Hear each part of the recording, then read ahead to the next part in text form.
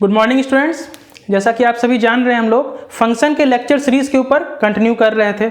हम लोग समझे थे फंक्शन क्या होता है, उस चीज़ को हम लोग डिटेल में डिस्कशन किए थे फंक्शन को। अब हम लोग डोमेन के ऊपर कुछ डिस्कशन कर रहे हैं। हम लोग प्रीवियस लेक्चर में डोमेन को समझे थे कि डोमेन क्या होता है। आज भी हम लोग आगे डोमेन को ही कंटिन्यू करेंगे, लेकिन आज हम लोग ग्राफ के थ्रू समझेंगे कि डोमेन किसी भी फंक्शन का कैसे निकलता है। तो हम लोग अभी एक ग्राफ यहाँ पे ड्रॉ करके रखे हुए हैं। इस ग्राफ को हम लोग देखकर बताएंगे कि इस फंक्शन का डोमेन क्या है।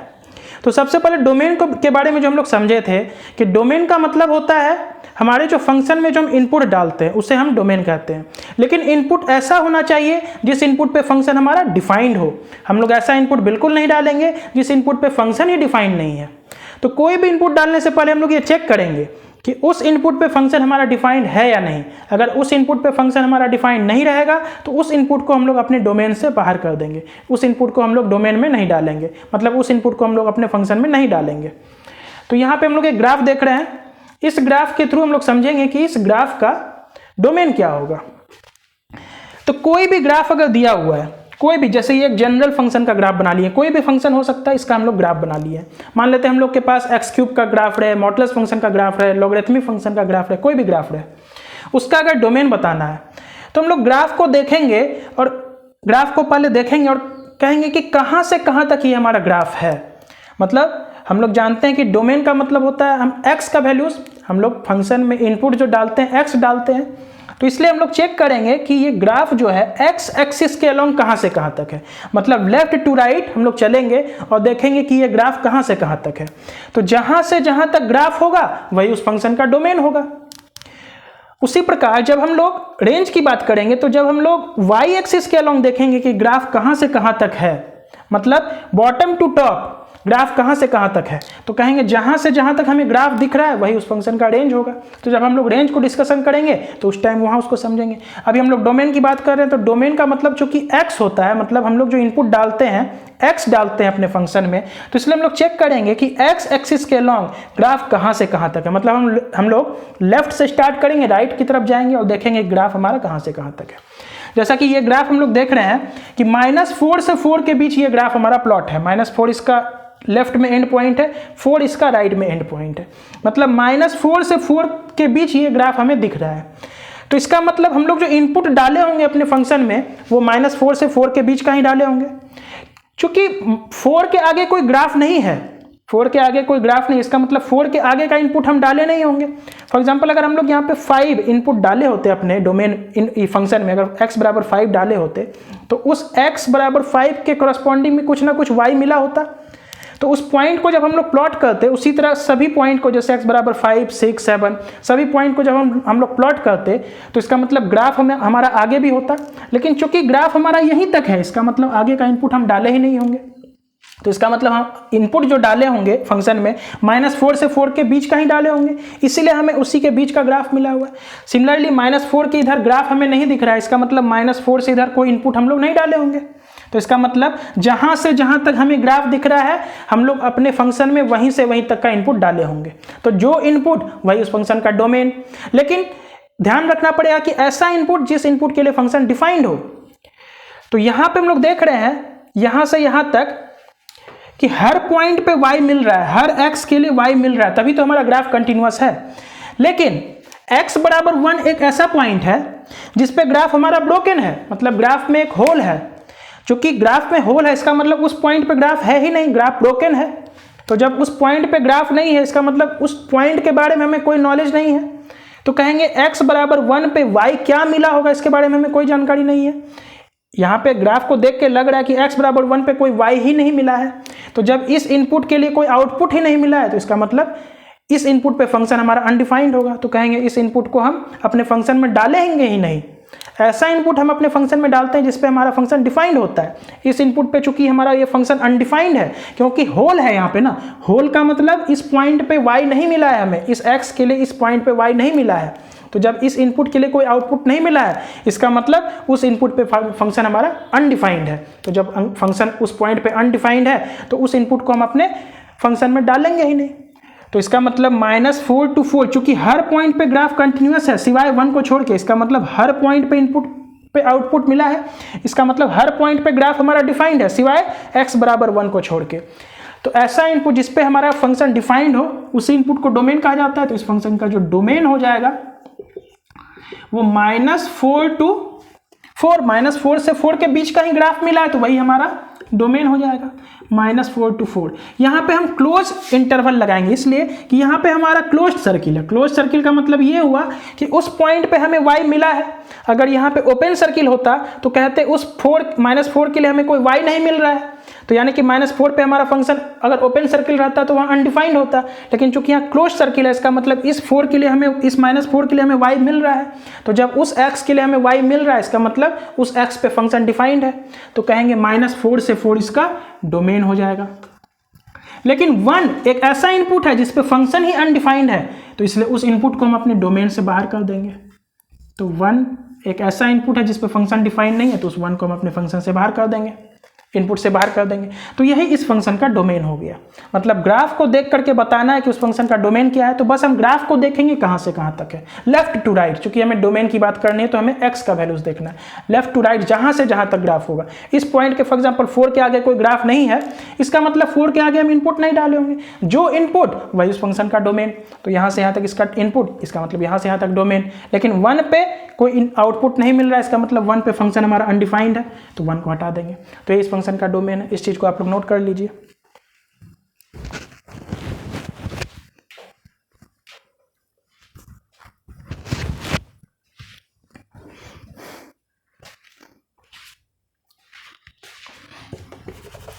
इसी ग्राफ में हम लोग थोड़ा सा बस चेंजिंग कर देते हैं, इसी ग्राफ में हम लोग थोड़ा सा चेंजिंग करते हैं और फिर देखते हैं इस फंक्शन का डोमेन क्या होगा, क्योंकि हम लोग को हर तरीके से सीखना है।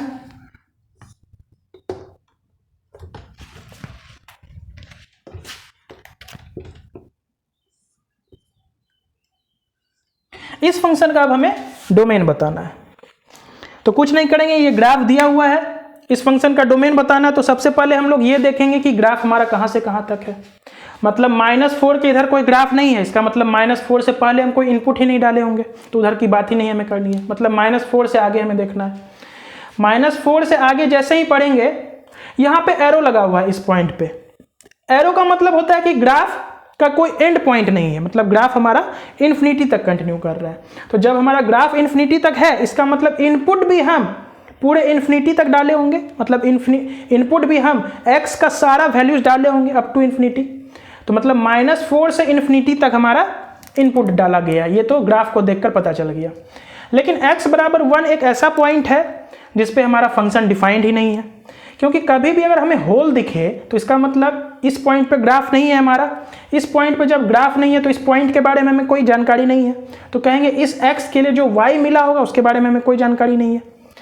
ऊपर भी कोई, मतलब इस x के लिए कोई y मिला ही नहीं। अगर ऊपर एक पॉइंट रहता तो इसका मतलब ये होता कि उस x के लिए हमें y मिला है, लेकिन चूंकि इस x के लिए हमें ऊपर y इस पॉइंट के अलॉन्ग कोई हमें y ही नहीं दिख रहा है, इसका मतलब इस x के लिए कोई y नहीं मिल रहा है, इसका मतलब इस पॉइंट पे फंक्शन हमारा अनडिफाइंड है। कहने का मतलब अगर यहाँ पे ऐसा रहता, इसी होल के ऊपर कोई पॉइंट अगर रहता तो कहते कि इस x के लिए हमें यहाँ पे y मिल रहा है, क्योंकि एक पॉइंट है तो यहाँ x और y कोऑर्डिनेट दोनों होगा, तो कहते कि इस x के लिए हमें y मिल रहा है। लेकिन चूंकि यहाँ पे इस ग्राफ में ऐसा कोई पॉइंट नहीं है, तो इसका मतलब इस x के लिए हमें कोई y नहीं मिल रहा है। तो जब इस x के लिए कोई y नहीं मिल रहा है तो कहेंगे इस x पे हमारा फंक्शन डिफाइंड ही नहीं है, अनडिफाइंड है, तो उस x को हम अपने डोमेन से हटा देंगे। तो इस फंक्शन का जो डोमेन होगा कहाँ से स्टार्ट हो रहा है, तो -4 से ये ग्राफ स्टार्ट हो रहा है, चल रहा है कहाँ तक, इन्फिनिटी तक। तो -4 पे चूंकि ये ओपन सर्किल है, इसका मतलब इस -4 पे हमें y का कोई वैल्यू मिल ही नहीं रहा है, मतलब -4 पे हमारा फंक्शन अनडिफाइंड है, तो इसका मतलब उस इनपुट -4 को हम इंक्लूड ही नहीं करेंगे। तो -4 पे ओपन सर्किल, इन्फिनिटी पे हमेशा ओपन सर्किल लगता है, ठीक है। अब चूंकि 1 पे फंक्शन हमारा डिफाइंड नहीं है तो 1 को यहाँ से हम हटा देंगे बाहर, मतलब डोमेन में से 1 को बाहर कर देंगे, क्योंकि 1 पे फंक्शन हमारा अनडिफाइंड है। तो बस इतना आसान होता है किसी भी ग्राफ को देखकर डोमेन बताना। बस हम ग्राफ को देखेंगे कहाँ से कहाँ तक है, जिस पॉइंट पे होल है या जिस पॉइंट पर फंक्शन डिफाइन नहीं है, बस उस पॉइंट को अपने डोमेन में से हटा देंगे। जहां से जहां तक ग्राफ है वहीं से वहीं तक का इनपुट होगा। इससे पहले कोई ग्राफ नहीं है तो इसका मतलब इससे पहले हम कोई इनपुट नहीं डाले होंगे। तो ये इस चीज को आप लोग नोट कर लीजिए।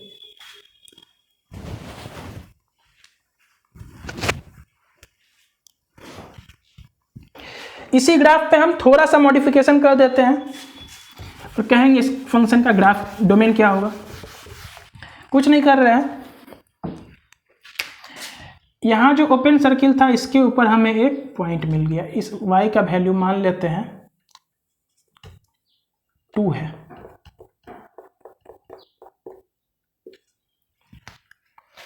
तो इसका मतलब ये जो पॉइंट है इसका कोऑर्डिनेट 1, 2 हो जाएगा। समझेंगे बात को क्या कि कोई भी पॉइंट के पास 2 कोऑर्डिनेट होता है, तो ये पॉइंट के पास भी 2 कोऑर्डिनेट होगा, x का वैल्यू 1, y का वैल्यू 2, इसका मतलब इस कोऑर्डिनेट, और ये जो है इसी जस्ट होल के ऊपर है।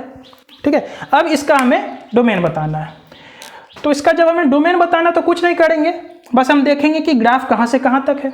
तो चूंकि ग्राफ -4 के बाद है, -4 से पहले ग्राफ है ही नहीं, इसका मतलब -4 से पहले हम कोई इनपुट नहीं डाले होंगे।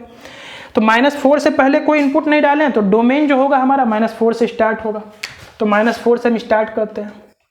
-4 पे होल है, हम लोग समझे हैं कि होल का मतलब उस पॉइंट पे हमारा फंक्शन डिफाइंड नहीं है, उस इनपुट के लिए कोई आउटपुट नहीं मिल रहा है, तो -4 को इंक्लूड नहीं करेंगे।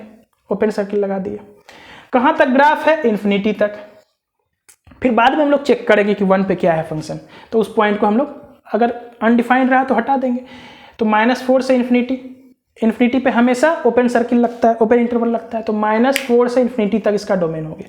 अब चेक करेंगे कि यहाँ पे हमें होल तो दिख रहा है, इस 1 पे ग्राफ ब्रोकन है, तो ये चेक करना कि 1 पे फंक्शन हमारा डिफाइंड है या नहीं। अगर 1 पे फंक्शन हमारा डिफाइंड नहीं होगा तो उस 1 को हम अपने डोमेन से हटा देंगे, क्योंकि ऐसा इनपुट हम नहीं डालेंगे जिसके लिए फंक्शन डिफाइंड ना हो।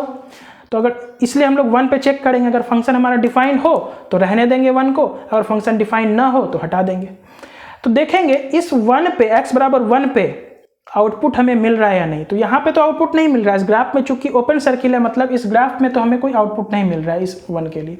लेकिन हम देख रहे हैं यहाँ पे एक पॉइंट है जिसमें x का कोऑर्डिनेट 1 है, y का कोऑर्डिनेट 2 है, मतलब इस x के लिए हमें y का वैल्यू मिल रहा है, इस ग्राफ पे नहीं मिल रहा है, उसके ऊपर मिल रहा है।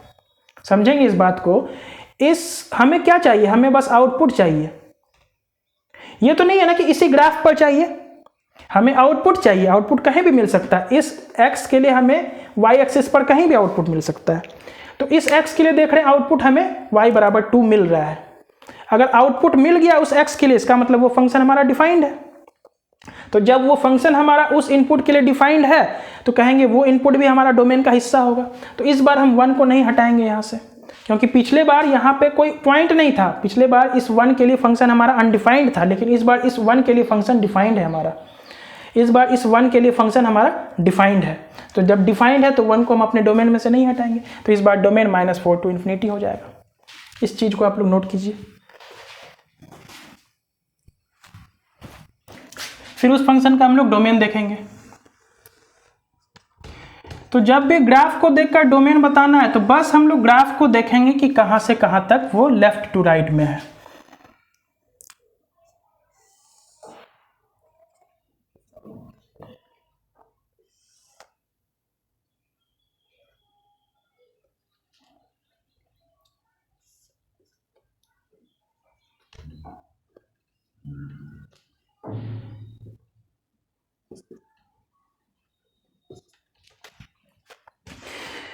इस ग्राफ को देखकर इस फंक्शन का अब हमें डोमेन बताना है।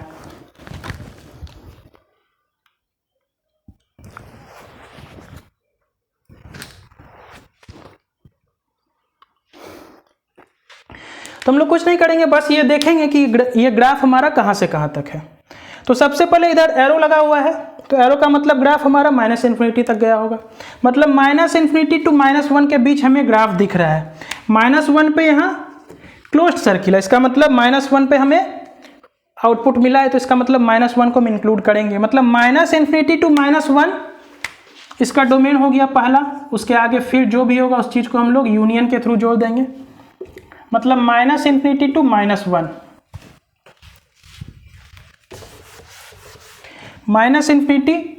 इन्फिनिटी पे हमेशा ओपन इंटरवल लगता है, -इन्फिनिटी से -1। ठीक है, अब -1 से 0 के बीच कोई ग्राफ नहीं है हमारा, -1 से 0 के बीच कोई ग्राफ नहीं है।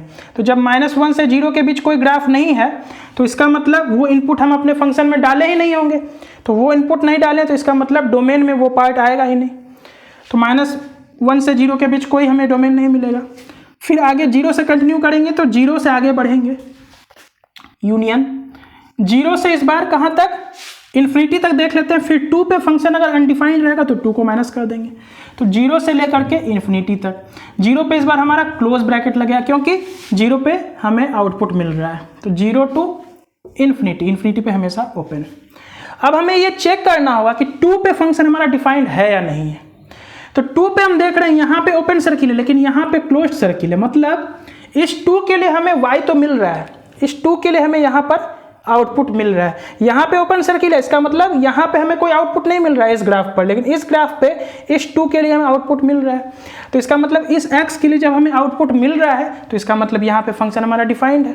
तो इसका मतलब इस पॉइंट को हमें अपने डोमेन से हटाने का कोई जरूरत ही नहीं है। तो इसका जो डोमेन हो जाएगा -∞ टू -1 पे, चूंकि क्लोज सर्किल है तो इसका मतलब -1 इंक्लूड होगा। फिर आगे 0 से लेकर के इन्फिनिटी, चूंकि यहाँ एरो है लास्ट में तो ग्राफ हमारा इन्फिनिटी तक जा रहा होगा। और हम क्या करेंगे, 2 पे चेक करेंगे। तो 2 पे देख रहे हैं कि यहाँ पे तो हमें आउटपुट मिल रहा है, यहाँ पे क्लोज सर्किल है, इस x के लिए यहाँ पे तो हमें y मिल रहा है। तो जब हमें y मिल रहा है, एक भी y मिल गया, मतलब एक ही y तो चाहिए, इस x के लिए हमें y मिल गया, इसका मतलब फंक्शन हमारा डिफाइंड है। तो उस x को हम हटाएंगे नहीं अपने फंक्शन में से, तो इसका डोमेन हो गया। तो आज के लेक्चर में हम लोग ग्राफ के थ्रू डोमेन को समझने की कोशिश किए हैं। आई होप आप लोगों को समझ में आया होगा। नेक्स्ट लेक्चर में हम लोग रेंज को समझेंगे ग्राफ के थ्रू, फिर वहाँ भी इसी तरह हम लोग ग्राफ को देखेंगे कहाँ से कहाँ तक है, जहाँ तक ग्राफ रहेगा, जहाँ से जहाँ तक ग्राफ रहेगा वही उसका रेंज होगा। तो उस चीज़ को भी हम लोग समझेंगे, तो आप लोग का वहाँ पे थोड़ा सा और क्लियर होगा कॉन्सेप्ट।